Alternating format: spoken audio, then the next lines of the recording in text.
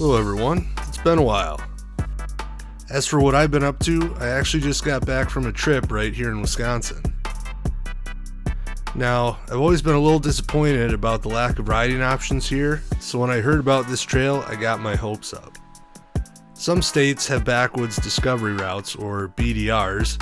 Europe has the Trans-European Trail, or TET, but Wisconsin, we have the Trans-Wisconsin Adventure Trail. That's right, the TWAT. I have twatted. Oh my gosh. Actually. Okay, so some just call it the Trans-Wisconsin Trail, but it will always be the TWAT to me. This trail starts at the southwest corner of the state and runs all the way to the northernmost point of Wisconsin. I took the trip with my cousin, who has a 690 Enduro just like mine, albeit with nearly 40,000 more miles. In any case, he just got done adjusting his valves for the first time ever and was raring to do some riding. However, since we both live more in the southeast area of the state, we both agreed that it would be too much hassle to ride down to basically Dubuque, Iowa, and then begin the trip. So we basically cut straight west from where we live until we met up with the TWAT at Wildcat Mountain. Now, if you know anything about Wisconsin, you'll know that we don't actually have mountains, just fairly big hills here and there. So this part of the trip was pretty mundane. I kinda wish we had stopped by Devil's Lake on the way over, as that would have been a lot more interesting. Some other time. We dodged a little rain in the morning, but eventually the weather started clearing up. The route remained fairly boring as it stuck to paved roads up until Black River Falls, where we finally got our first taste of off-roading. Unfortunately, this did not improve my day. The trails around Black River Falls are garbage. For starters, the trails are more like fire roads, mostly straight and fairly wide, but they're also made of sand, with ruts so deep you can see them on Google Maps. These trails get used a lot by UTVs and quads, and they love to break their tires loose and do donuts wherever they want. The sand was seriously sketchier than anything I encountered out in Moab. So instead of enjoying our first off-road session, I just got really pissed off. I could not wait to get out of there.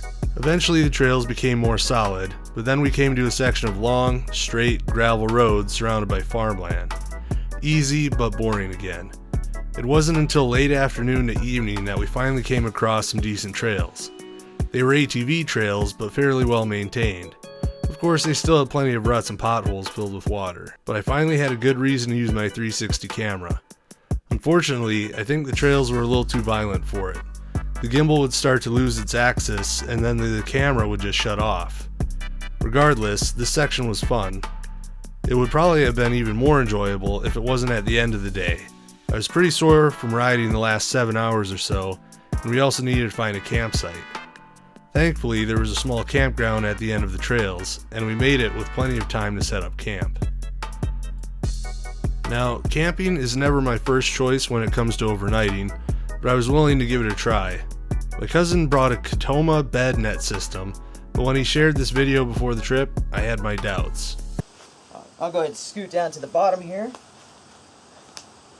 And of course, I'm only 5'4", and there is plenty of room.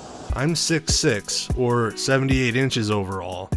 Technically, the bed net system is 90 inches overall, but it's definitely not all usable space. With an inflatable sleep mat, sleeping bag, and my Moab pillow, I felt surprisingly comfortable at first. Unfortunately, I couldn't stretch out enough or sleep comfortably through the night. You see, I have sleep apnea, so sleeping on my back doesn't work. Otherwise, a hammock would have been a great option. I got a few hours of sleep here and there, but I certainly didn't want to do that again. The next day back on the trail, everything seemed to turn into fire and logging roads.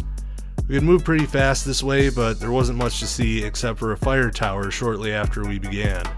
My cousin climbed up, but I decided to save my strength. Eventually there was another ATV trail, but at this point I was beginning to see it as more of a hindrance. I doubted we could make it to the finish by the end of the day, but we powered through. I don't have any footage from the second day as my camera was low on battery, and I also felt there wasn't much to see. After the ATV trail, the route turned back to logging and fire roads for basically the rest of the trip. We hit sand again once we reached the peninsula, but it was much nicer than at Black River Falls. Finally, we hit the main road that runs along the top of the peninsula. A couple side roads later and we came to Point Detour, or as we decided to call it, Point Kyle. There was nothing majestic about it. A bunch of trees obscured the view of the lake and there was trash everywhere. However, there was a little trail that led down to the rocks at the water's edge where we finally got a decent view. We could have camped right there as there's a campground next to the point, but I think we were both kind of over the whole thing at that point. We hopped back on the main road and found a place to stay in Bayfield. I severely overate that night and headed straight for bed while my cousin partied with a bunch of natives at the local bar. This is how I found him the next morning. After a late breakfast, we packed up and I started to head for home while my cousin decided to keep riding and hop on the U-Pat in Michigan. We parted ways at Ironwood and I took the highway all the way home. And that's pretty much it for the trip. I probably would not attempt it again, not because of the difficulty, but because it was kind of boring. Many of the roads we took seemed to needlessly take us roundabout ways. They didn't lead to anything special, they just made the route longer. After reviewing the GPS route, I found many places where we could have taken a shorter route and had the same experience. I know these things aren't necessarily about the destination or getting there the fastest, but going miles out of your way just to take a different fire road that eventually brings us back to the one we were just on doesn't add anything to the experience. Another part of my disappointment might come from the fact that I've lived in Wisconsin my whole life, so the scenery has little effect on me. Some of the state forests were very pretty. There was too little time to take them in, especially when you're focused on the road in front of you. All in all, me and my cousin came to rate the Twat at 2 out of 10 as far as adventure trails go.